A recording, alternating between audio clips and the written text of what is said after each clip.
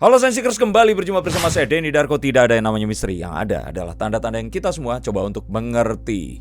Saya tunggu beberapa waktu sampai akhirnya saya memberanikan diri mengupload konten ini. Yang membuat sih sebenarnya, karena ini tuh ngeri-ngeri sedap membahas tentang mereka berdua ini. Karena ya saya harus melihat dari sudut pandang yang tepat.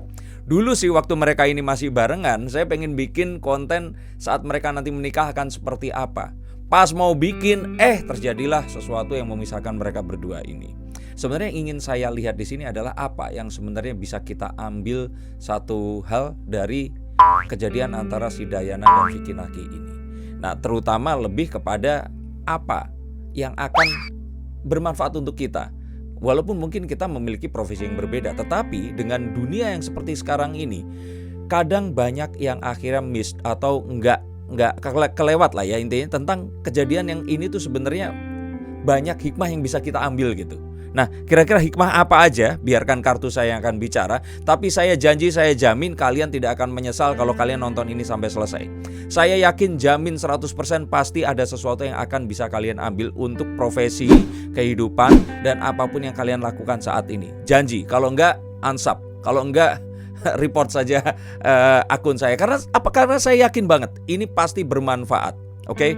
Bukan tentang Dayana, bukan tentang Vicky Naki. Untuk itu kalian nonton aja di tempat lain. Tetapi ini adalah sesuatu yang sudah saya pelajari selama 2 minggu ini, dan ini sepertinya adalah sesuatu yang harus saya segera sampaikan agar kita nggak terjebak ke sesuatu yang sama. Karena ini sangat memungkinkan kita akan terjebak di situasi yang hampir sama seperti mereka berdua ini.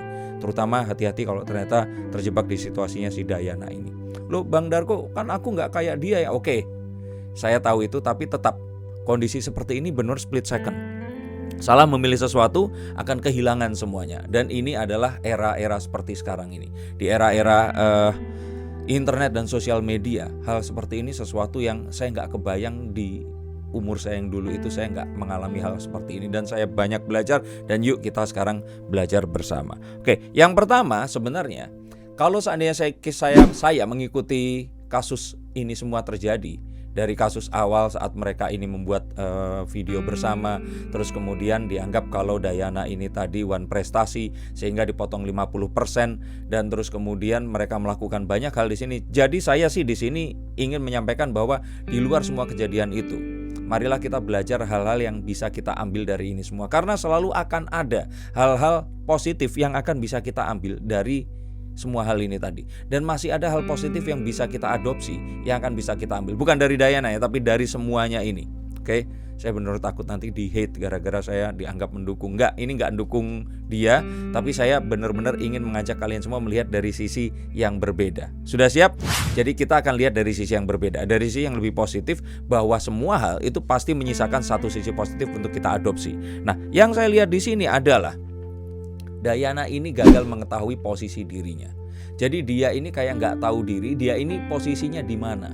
Bahwa dia itu diangkat ya gara-gara Vicky Naki ini memiliki banyak penggemar di Indonesia. Oke, fine kalau dia mungkin terkenal di Kazakhstan sana dengan semua perjalanan hidupnya yang memang dia dulu sakit, perawatannya itu diliput, dan akhirnya dia juga disukai oleh banyak penggemarnya di Kazakhstan sana. Tapi nggak menutup satu fakta bahwa ya negara Indonesia ini memang banyak pengikutnya si Vicky Naki ini, terus kemudian menjadi si followernya si Dayana ini tadi. Dan ini adalah satu hal yang saya bilang ini yang paling fundamental dan terjadi. Nah, artinya apa? Saat kita berusaha untuk melakukan sesuatu kepada orang lain, oke, ini nilainya. Kita harus tahu kita ini siapa, posisi kita di mana. Kalau kita gagal mengidentifikasi kita ini di mana dan siapa, maka semua ini akan gagal. Ingat bahwa apa yang baik saat kita sampaikan kepada satu orang belum tentu cocok ke orang lain kalau kita nggak melihat posisi kita di mana. Apa yang kita katakan kepada teman, sahabat, kepada orang biasa-biasa aja, atau saudara kita atau orang tua kita, itu sesuatu yang akan berefek berbeda walaupun yang dikatakan ini sama. Jadi dimengerti ya. Di sini dia salah mengidentifikasi dirinya siapa. Saat dia terus kemudian men-take down videonya, saat dia terus kemudian meluapkan kekecewaannya, saat kemudian dia mengupload videonya menyatakan bahwa dia tidak butuh Indonesia, walaupun setelahnya dianulir dan sebagainya, tapi itu sudah terlambat Fernando. Jadi kalau saya pikir satu hal yang bisa kita ambil di sini adalah si Dayana ini salah atau gagal mengidentifikasi dirinya ini siapa. Siapa di depan Vicky, siapa di depan 2,3 juta followernya, yang setengahnya lebih itu kayaknya orang Indonesia. Karena baru sebulanan, hampir 2 bulan yang lalu dia baru ngerayain 1 juta. Berarti 1,3 jutanya itu nambah dalam waktu 1 bulan, tuh gila loh. Dan saya pikir ini semua thanks to Vicky Naki. Ini adalah satu hal yang harus kita perhatikan. Oke? Ingat ya, saat kita berkomunikasi kita akan melakukan apapun, bahkan saat kita mau marah, menyatakan cinta, mau apapun itu tadi, ini kita harus tahu posisi kita siapa. Kalau kita gagal mengidentifikasi, kita ngegertak orang yang salah, jadilah kalian seperti Dayana ini tadi, bernasib malang. Yang saya lihat di sini juga, ini saya bangga karena ternyata nasionalisme Indonesia di para netizen ini tadi luar biasa. Mereka beramai-ramai unfollow cuman gara-gara perkataan Dayana ini bukan menyinggung Vicky Naki, tapi dia bilang gak butuh Indonesia. Jadi salut, kalian semua luar biasa, karena ini menunjukkan bahwa nasionalisme kalian tinggi. Dan saat saya membuat video ini, oke, jadi kalau ini ada di masa depan, bertahun-tahun atau mungkin berpuluh tahun setelah video ini saya upload, ada satu kejadian selama 4 atau 5 hari yang lalu itu, kayak ada satu orang yang jadi make a joke dengan sin futang kayak gitu, tapi di TikTok. Nah, terus kemudian ada satu cewek, dia ini kalau kita bilang ini Warren. Jadi orang keturunan Chinese tapi orang Indonesia, WNI. Kemudian protes, lo suka kulit gua, lo suka ya kayak gitu, kalian cari aja lah ya. Terus kemudian ternyata dia gak dapat dukungan, malah sesama-sama, mereka menyebutnya Cindo ya, Chinese Indonesian. Orang-orang Cindo yang lain ini malah terus kemudian membuli si cewek ini tadi. Ada yang di stage videonya, terus kemudian kalian carilah, itu seru banget. Dan bahkan dia menyatakan bahwa what's your problem gitu loh, kita Indonesian. Dan kita gak pernah bilang kalau kita ini komunitas tertentu atau apa. Jadi dalam 1 minggu ini saya merasakan nasionalisme Indonesia yang luar biasa, yang malah saya ini diajarkan oleh orang-orang seperti kalian semua, yang mayoritas adalah subscriber saya, anak-anak yang usianya ini mungkin setengah umur saya 44 tahun, kalian mungkin usia 22, 23, dan kalian mengajarkan sesuatu yang luar biasa. Ternyata nasionalisme kalian ini memang jempol, dan dilihat dari kasus Dayana dan Vicky Naki ini adalah sesuatu yang luar biasa, yang di sini saya yang belajar, dan ini adalah sesuatu yang saya nggak kebayang bisa ternyata seperti itu. Di luar semua hal negatif yang banyak terjadi, ya diangkat terjadi di negara kita. Nah, yang terus kemudian, apa yang kita harus ambil agar kita tidak bernasib naas seperti Dayana di sini adalah kita ini jangan reaktif. Jadi kalau terjadi sesuatu, kita sebaiknya tenang dulu, calm down dulu, tarik nafas dulu. Jadi kalau di agama saya, kebetulan saya Muslim, Rasulullah itu bersabda bahwa kalau terjadi sesuatu kita marah, duduklah. Nah, dalam menuju duduk aja kan udah ada jeda waktu. Itu membuat kita mengetahui bahwa apapun yang kita hadapi, kita jangan langsung bertindak apapun. Apapun, saat mungkin itu happy atau marah atau apapun, jangan langsung bereaksi. Tunggu dulu, kontemplasi dulu. Ya enggak terus misalkan dikasih hadiah terus ini PS5 gitu, saya duduk dulu nunggu 1 minggu terus baru terima. No, bukan. Tapi ini semua kontekstual ya. Jadi kalau terjadi sesuatu yang enggak kita harapkan, kita duduk dulu, kita berpikir dulu, kita buat at least ada 10 skenario apa yang mungkin membuat ini terjadi. Betulkah seperti yang kita pikirkan atau tidak seperti itu? Karena kalau tidak, nah yang terjadi adalah ini. Jadi di kasus Dayana dan Vicky Naki ini, setelah si Dayana mengupload video, manajer Vicky Naki ini kayaknya melihat bahwa video ini itu tidak sesuai dengan perjanjian mereka. Akhirnya memutuskan, ya sebagai penerima pekerjaan ya, bahwa ini dibayarkan cuma 50%, karena memang beberapa hal ini akhirnya dihandle oleh Vicky Naki. Melihat ini, yang dilakukan oleh manajemen Dayana adalah, satu, mereka tidak tahu diri dan mereka langsung men-take down video, mengungkapkan kemarahannya itu tadi. Dan terus kemudian Dayana ini menjadi marah dan mengatakan satu hal yang kemudian menjadi blunder dan mengakhiri karirnya ini tadi. Ini sesuatu yang dia bangun bertahun-tahun sebelumnya, hilang dalam 1 malam gara-gara dia ngomong ini tadi. Ingat bahwa ini adalah sesuatu yang harus kita pikirkan dan harus benar-benar kita duduk manis, dengerin dulu hati kita benar atau enggak, dan baru kita akan apa. Nah, ini ada di berikutnya. Tapi ingat, setelah kita melihat sesuatu, kita baiknya duduk dulu, no comment dulu, kita pikirin dulu, baru kita akan keluarkan 10 itu tadi kira-kira akan apa. Kalau bisa cepat di otak kita akan lebih baik, baru kita lakukan ini tadi. Dan kalau ternyata itu tidak bisa kita pikirkan sendiri, ada baiknya kita memiliki seorang manajer atau seorang public relation atau seseorang, ya kalau kalian bukan perusahaan, kalian punya teman sahabat untuk diajak ngobrol. Gimana ya baiknya? Kalau seperti aku harus gimana ya? Gue kayaknya harus seperti apa ya? Karena dengan seperti ini kita akan keluar dari diri kita dan kita nggak subjektif. Ingat, apapun yang kalian hadapi, sebaiknya kalian keluar dari diri kalian dan bertanya kepada orang lain. Karena hanya dengan melihat dengan mata orang lain, mendengarkan dengan telinga mereka, dan berada di sepatu orang yang kita ajak ngobrol atau berinteraksi dengan kita akan bisa memposisikan diri kita ini ada di mana. Dan kita harus melakukan apa. Dan terkadang kita ini dipengaruhi oleh apapun yang ada di sekitar kita. Hari ini mungkin kita lagi down, hari ini kita lagi pusing dan sebagainya. Terus kita akan menerima itu semua, kita bereaksi terhadap sesuatu yang berbeda, itu akan kita sesali sampai kapanpun nanti. Jadi ada baiknya seseorang yang memang menemani kita dan membantu kita untuk memikirkan ini. Dan kayaknya Vicky Naki pun memiliki Tere ini tadi, manajernya, untuk seperti itu. Nah mungkin sayangnya si Dayana ini maybe dia nggak punya satu manajer yang benar-benar bisa meredam dia, atau mungkin jangan-jangan ini adalah satu yang disarankan oleh manajernya yang ternyata blunder. Jadi ya sayang terjadilah itu tadi. Dan kalau saya lihat lagi, ini semua adalah kata efek. Jadi kayak seseorang yang dilontarkan terlalu tinggi, dia nggak siap. Saya sempat ngalamin itu. Maksudnya ngalamin dibuat dari bukan siapa-siapa jadi siapa-siapa tahun 2009 saat saya ikut kompetisi di ajang pencarian bakat The Master waktu itu. Ini adalah sesuatu yang saya alami, dan dari bukan orang gak ngerti saya siapa-siapa, saya jalan ke mall diminta foto dan sebagainya. Itu memerlukan satu hal yang memang benar-benar kita harus siap. Kalau kita gak siap, kita akan dimakan oleh siapa? Oleh diri kita sendiri. Dan saat itu terjadi hal-hal seperti, coba kalian browsing, ada seorang pemenang Indonesian Idol yang dia sangat terkenal. Selama acara itu benar-benar dia kondang setengah mati. Terus kemudian dia hilang di telan bumi hanya gara-gara melakukan, kalau nggak salah, KDRT atau menyelingkuhi istrinya. Terus kemudian orang tidak simpati dan udah lenyap begitu saja. Dan ini terjadi kepada banyak orang yang mereka ini mendapatkan sesuatu dengan tiba-tiba. Kaya mendadak, terkenal mendadak, dibutuhkan orang secara mendadak. Pokoknya semuanya. Kalau mendadak ini mereka akan nggak siap. Jadi mereka ini kadang-kadang akan nggak tahu harus ngapain. Nah terutama untuk kalian semua yang di era seperti sekarang ini, sesuatu itu bisa tiba-tiba terjadi dengan cepat. Dan ini sesuatu yang wajar dan positif ya. Misalkan seseorang yang terus tiba-tiba menjadi terkenal. Nah dia ini harus menghadapi banyak hal yang mungkin kalau kita dulu butuh waktu lama, dan dengan waktu lama ini kita akan dipaksa untuk menjadi wise, dan kita memiliki banyak pengetahuan untuk yes or no.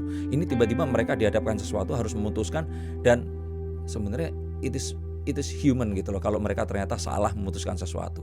Tapi terkadang ini tadi loh, kalau ternyata cepat terkenal, otomatis jatuhnya juga akan cepat.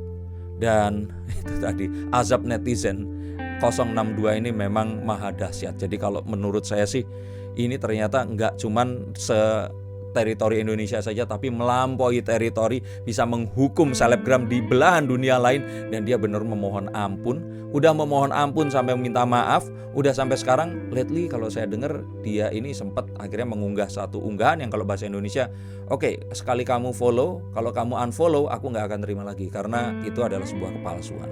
Ini sampai benar-benar dia sombong, nangis, minta maaf. Terus kemudian dia ini coba untuk menyelesaikan ini, dan dia coba untuk lewat YouTuber lain, Junaidi atau siapa itu, saya tadi lihat, kasihan banget dia dibully, please, kasihan banget. Dan terus akhirnya dia sekarang sampai ke apatis seperti itu. Ini adalah satu efek yang luar biasa. Dan sebenarnya saya lihat Dayana ini kalau sekarang nggak gila itu udah bagus. Karena ini sesuatu yang luar biasa. Dia ngerasa di atas, kemudian di slam down ke bawah, dan benar-benar ini sesuatu yang mengagetkan. Oke. Kembali di sini, saya nggak mau beropini terhadap siapapun, tapi ini adalah hal yang harus kita ambil. Jadi kepada siapapun, dan kalian pasti akan mengalami posisi tadi di bawah tiba-tiba di atas. Ingat, sebaliknya juga mungkin ini terjadi. Dari atas tiba-tiba di bawah, ternyata kita stres, bunuh diri, depresi, dan hal-hal yang lainnya. Jadi hati-hati jika ternyata terjadi sesuatu yang mendadak. Ingat, tetap tadi duduk, berpikir, tenang, dan kita harus menghitung semuanya dengan tepat. Dan ini semua kalau saya bilang, ini semakin menunjukkan kalau sebenarnya internet itu adalah tempat yang berbahaya dan sekaligus bermanfaat. Karena apa? Karena what happen internet stays forever in internet gitu. Jadi kalau saya pikir apa yang kita ketik di situ itu akan ada terus sampai dunia kiamat nanti. Maka dari itu selain saya mengajak dan menghimbau untuk kalau mau unfollow monggo, tapi jangan bully atau mengatakan sesuatu yang negatif. Karena saat kita berucap negatif, sedikit atau banyak itu pasti memercik kepada diri kita. Jadi harapan saya sih selalu positif, walaupun yang kita lakukan ini adalah sesuatu yang menegatifkan sesuatu. Tapi ini kan sebuah ungkapan karena orang tersebut melakukan sesuatu yang nggak kita suka, and it's fine. Tapi yang saya inginkan di sini adalah hati-hati terhadap apapun yang kita unggah di internet. Karena apapun yang sudah kita unggah akan ada di situ.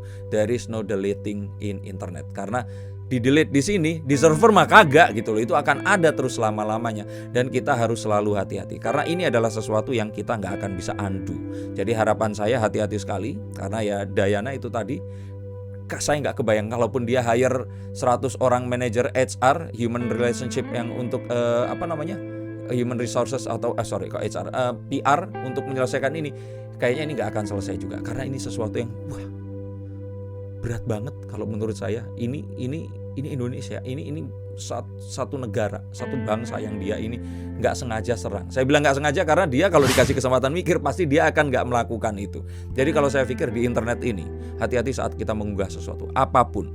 Kita melihat banyak kasus video asusila naik, kasus orang di penjara hanya gara-gara ungkapan tertentu. Ferdian Paleka di tahun lalu, ini hampir setahun lagi. Ini adalah karena nggak wise-nya kita mengunggah sesuatu yang ada di internet. Jadi harapan saya memang kalau bisa apapun yang kita bikin itu kita baca ulang, kita review lagi 100 kali ya, lakuin deh. Daripada kita nanti naikin itu ada di situ ternyata nggak mengenakan banyak orang, terus kemudian orang akan marah. Saya melakukan itu juga. Saya pernah menaikkan dan kemudian membuat orang marah dan saya take down, saya meminta maaf. Dan ini adalah sesuatu yang manusiawi. Tapi jangan sampai kita terus kemudian nanti nggak sadar mengupload sesuatu, dia ada di situ, setelah sekian lama baru itu terjadi. Ini sesuatu yang akan menghancurkan apapun yang kita sudah siapkan di masa lalu. Dan ini juga sebuah penanda di zaman ini. Apapun yang kalian lakukan, hati-hati. Mungkin dulu orang masih memaafkan. Dikala sekarang ini sesuatu yang sedikit berbeda. Karena ya saya ingat dulu waktu saya muncul di TV, saya melakukan sesuatu, orang nggak bisa komen langsung. Sekarang setiap kata saya, kalimat saya, gerakan saya, mereka akan mengaudisi, mereka akan menilai. Salah sedikit, goodbye. Tapi bagus sedikit, mereka akan menyanjung kita. Jadi selamat datang di era ini, terutama untuk kalian semua yang usianya di bawah 30 tahun. Kalian adalah keajaiban zaman, dan saya pikir kalian semua yang men-shape dunia ini seperti sekarang ini. Dan ini adalah satu hal yang ajaib sekali. Saya kayak nonton film science fiction di hadapan saya hidup di dalamnya. Ini adalah sesuatu yang luar biasa banget. Sesuatu bisa naik dan turun dalam hitungan detik. Dan ini adalah satu keajaiban buat saya. Tapi hati-hati, dalam keajaiban ada juga satu bahaya yang marabaya yang luar biasa. Hati-hati sekali. Dan yang saya lihat di sini adalah sebaiknya kita hati-hati juga saat kita mendownload sesuatu. Download dalam artian nggak harus di-download secara itu terus disimpan ya. Tapi download itu artinya adalah kita menerima sesuatu dari orang lain, terutama baca komen. Ingat, komentar di sosial media nggak semuanya harus dimasukin ke hati. Oke? Mereka ini adalah orang yang tidak kita kenal. Mereka merasa memiliki kita. Tapi saat mereka mengucapkan sesuatu, ambil positifnya. Coba dipelajari negatifnya apa. Karena saya yakin pasti ada yang membuat mereka meluangkan waktu, energi, dan effort untuk mengatakan itu kepada kita. Jadi artinya itu pasti ada benarnya dan kita rubah. Malah kita seharusnya berterima kasih untuk orang-orang seperti ini. Karena kalau zaman dulu, itu saya ingat saya harus nulis di baliknya Pepsodent itu untuk mendapatkan hadiah Nintendo waktu itu. Dan pertanyaannya mudah waktu itu. Tolong berikan kritik dan saran atas produk kami. Kebayang nggak? Itu 35 tahun yang lalu kita seperti itu. Hanya untuk Pepsodent itu pengen mengajukan jajak pendapat ke masyarakat agar bisa diberitahukan mereka ini maunya apa. Sekarang itu bisa terjadi immediately. Kita bisa live, kita bisa melakukan sesuatu yang hanya bisa dilakukan oleh RCTI dengan tower yang tingginya 100 meter itu untuk melakukan live. Tapi sekarang kita bisa langsung melakukan itu. Jadi kalian kebayangkan keajaiban apa yang akan terjadi. Tapi hati-hati, kalian salah memasukkan itu ke dalam hati, ke dalam pikiran kita, kalian bisa gila. Dan ini yang harus benar-benar kita pilih. Bagaimana cara mengadopsi itu tadi, dan bagaimana cara kita memasukkan ke pikiran kita. Jadi ingat, ini semua adalah sesuatu yang membuat kasus Dayana dan Vicky Naki ini terjadi.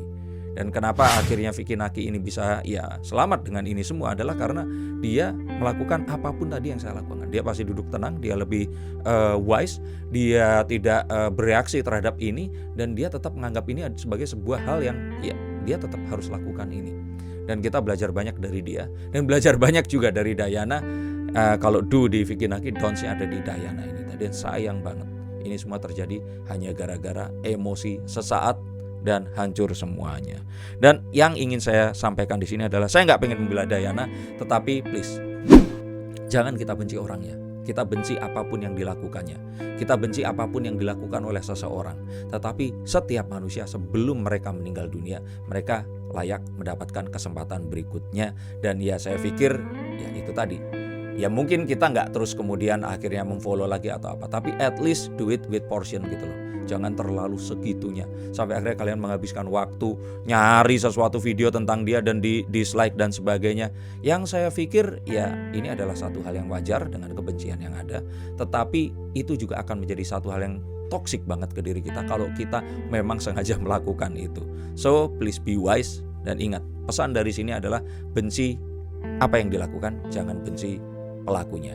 Dan saya di sini melihat ini sebagai sebuah hal yang saya pelajari, dan apa yang saya lihat ini saya bagikan kepada kalian. Semoga ini membawa satu hal yang positif kepada hidup kalian yang selanjutnya. Jika kalian punya pendapat yang berbeda dan mungkin ada yang lupa saya ingin katakan, coba apa sih yang bisa kita pelajari dari kasus mereka berdua ini? Karena harapan saya sih kita selalu banyak bisa belajar dari apapun yang terjadi di YouTube ini. Dan disinilah keajaiban yang sebenarnya. Disinilah sebenarnya sesuatu yang gak pernah kita akan lakukan bisa terjadi. Vicky Naki yang bisa belajar ada 5-6 bahasa cuman dari YouTube, maka dari YouTube pula sebenarnya kita semua mungkin akan bisa belajar menjadi seorang manusia yang lebih baik daripada sebelumnya. Terima kasih, sampai jumpa dan salam.